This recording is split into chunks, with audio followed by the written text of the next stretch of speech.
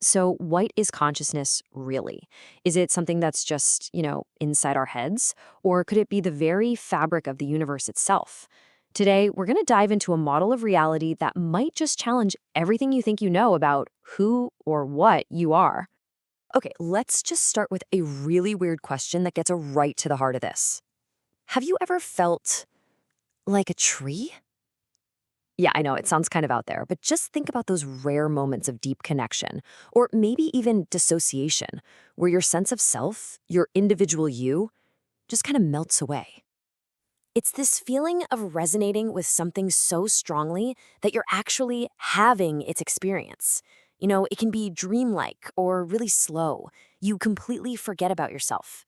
And this weird sensation of being something else, well, that's our way in today.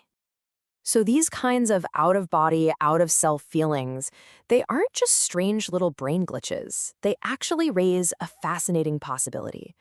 What if our sense of a fixed me isn't nearly as solid as we've always believed? I mean, what if you are just a center of focus, a point of awareness that is latched on so intensely to this body, to this life, that you've totally forgotten it's just an experience you're syncing with, a happening that you just happen to be happening in? This line of thought leads us to a really powerful philosophical idea, the concept of oneness. This model suggests that the entire universe, and I mean everything in it, is just an expression of a single unified consciousness. Now, in this model, this universal consciousness is sometimes called the Godhead. You can think of it as the fundamental ground of being, the source code from which every single form, every perspective, and every experience is born. So you might be wondering, how does this one big consciousness experience all this variety? Well, the idea is that it concentrates a tiny part of itself into a unique perspective. To know what it's like to be a bee, it literally becomes a bee. And to know what it's like to be you, well, it becomes you.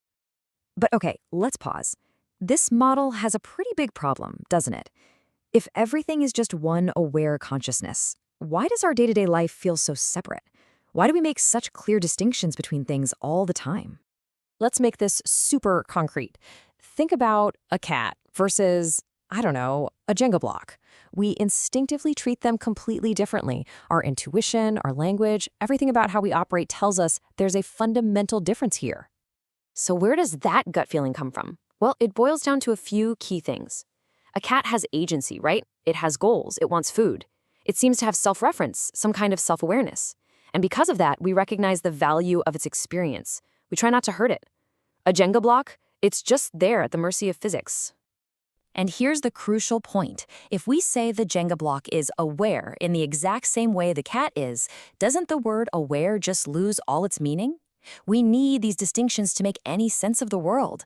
So, how do we solve this paradox? The answer isn't to pick one side or the other. It's to build a new model, one that lets both oneness and separateness be true at the same time. And to do that, let's think about the universe as a kind of software. See, the key is to stop thinking of awareness as a simple on or off switch. It's not a binary. Instead, what if we see it as a hierarchy, a system of layers with more and more complexity, just like you'd find in biology or technology? I mean, think about biology for a second. You have individual cells, right? Each with its own little job. They combine to form tissues. Those tissues combine to form organs. And all those organs work together to create a complex, conscious being like you or me. Each layer builds on the one before it. And you know what? It's the exact same principle in technology. You start with the hardware, the literal metal and silicon. On top of that, you write code, individual functions. You assemble that code into components, like the buttons on your screen, and all those components come together to create a complex application. And this, right here, is where it all clicks into place. The oneness, that universal consciousness, is the hardware. It's the fundamental fabric of reality that everything runs on.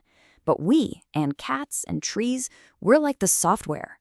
We are unique, abstract programs running on that hardware, each with our own function and our own level of complexity. This whole software of the universe model leads to one final, really powerful idea. If we are like programs, then our very existence, our being, is tied directly to our function. Let's give this concept a name: doingness. It's the simple but profound idea that to be something is to do something. An entity's awareness, its very existence, is one and the same as the function it's performing in the universe. The awareness of any entity is always contextually relevant to what it does. A Jenga block's doingness is to be stacked. A cell's job is to serve an organ. A line of code's purpose is to execute a command. Put it another way, things can't exist if they don't actually do anything. And that leaves us with one final and pretty profound question to think about. If our existence is tied to our function, if to be is to do, then what is the function that you are performing? What is your doingness?